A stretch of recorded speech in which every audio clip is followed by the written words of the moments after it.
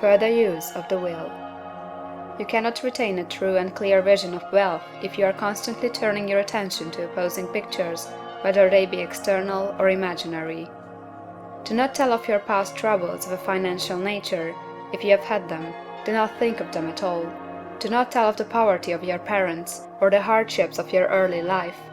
To do any of these things is to mentally class yourself with the poor for the time being, and it will certainly check the movement of things in your direction.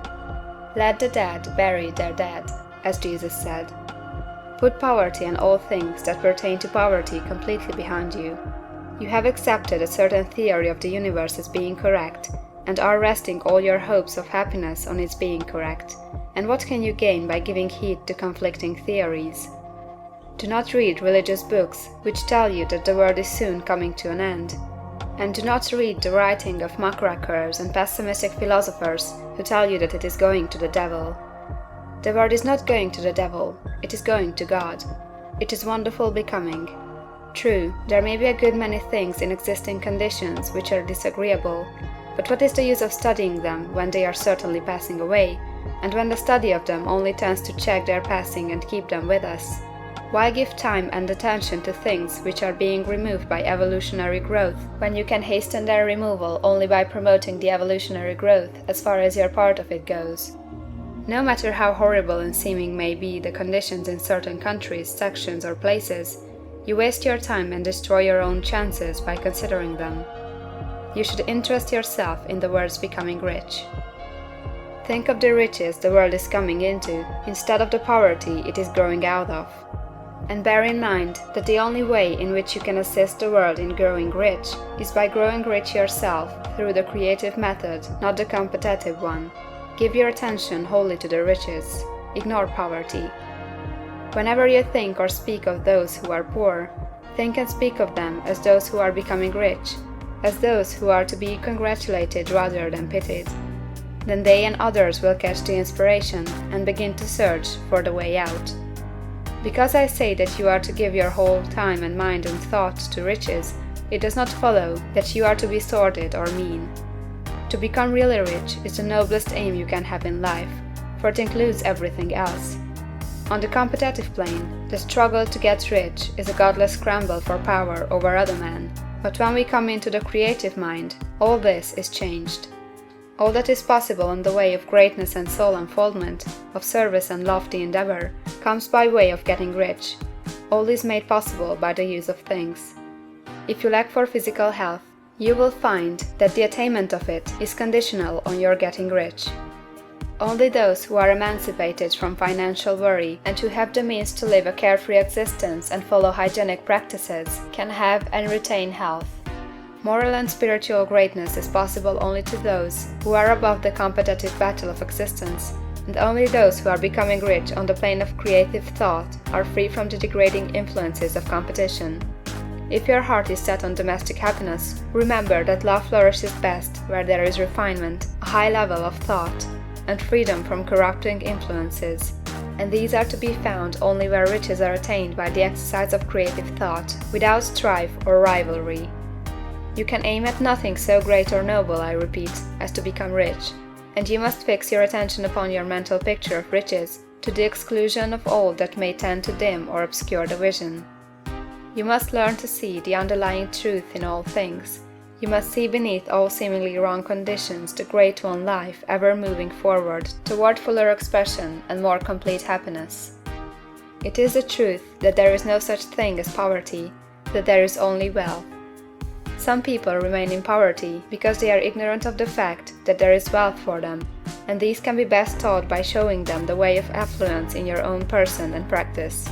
Others are poor because, while they feel that there is a way out, they are too intellectually indolent to put forth the mental effort necessary to find that way and by travel it, and for these the very best thing you can do is to arouse their desire by showing them the happiness that comes from being rightly rich. Others still are poor because, while they have some notion of science, they have become so swamped and lost in the maze of metaphysical and occult theories that they do not know which road to take. They try a mixture of many systems and fail in all. For these again the very best thing to do is to show the right way in your own person and practice, An ounce of doing things is worth a pound of theorizing. The very best thing you can do for the whole world is to make the most of yourself. You can serve God and man in no more effective way than by getting rich. That is, if you get rich by the creative method and not by the competitive one. Another thing, we assert that this book gives in detail the principles of the science of getting rich, and if that is true, you do not need to read any other book upon the subject. This may sound narrow and egoistical, but consider, there is no more scientific method of computation in mathematics than by addition, subtraction, multiplication, and division. No other method is possible. There can be but one shortest distance between 2 points. There is only one way to think scientifically, and that is to think in the way that leads to the most direct and simple route to the goal. No man has yet formulated a briefer or less complex system than the one set forth herein. It has been stripped of all non-essentials. When you commence on this, lay all others aside. Put them out of your mind altogether. Read this book every day, keep it with you, commit it to memory, and do not think about other systems and theories. If you do, you will begin to have doubts, and to be uncertain and wavering in your thought, and then you will begin to make failures. After you have made good and become rich, you may study other systems as much as you please, but until you are quite sure that you have gained what you want, do not read anything on this line but this book, unless it be the authors mentioned in the preface. And read only the most optimistic comments on the world's news, those in harmony with your picture. Also, postpone your investigations into the occult. Do not dabble in theosophy, spiritualism, or kindred studies. It is very likely that the dead still live and are near, but if they are, let them alone. Mind your own business. Wherever the spirits of the dead may be, they have their own work to do and their own problems to solve, and we have no right to interfere with them. We cannot help them, and it is very doubtful whether they can help us, or whether we have any right to trespass upon their time if they can. Let the dead and the hereafter alone, and solve your own problem, get rich. If you begin to mix with the occult, you will start mental cross-currents which will surely bring your hopes to shipwreck. Now, this and the preceding chapters have brought us to the following statement of the basic facts. There is a thinking stuff from which all things are made, and which, in its original state, permeates, penetrates, and fills the interspaces of the universe. A thought in this substance produces the thing that is imaged by the thought. Man can form things in his thought, and, by impressing his thought upon formless substance, can cause the thing he thinks about to be created. In order to do this, man must pass from the competitive to the creative mind. He must form a clear mental picture of the things he wants, and hold this picture in his thoughts with the fixed purpose to get what he wants, and the unwavering faith that he does get what he wants, closing his mind against all that may tend to shake his purpose, dim his vision, or quench his faith.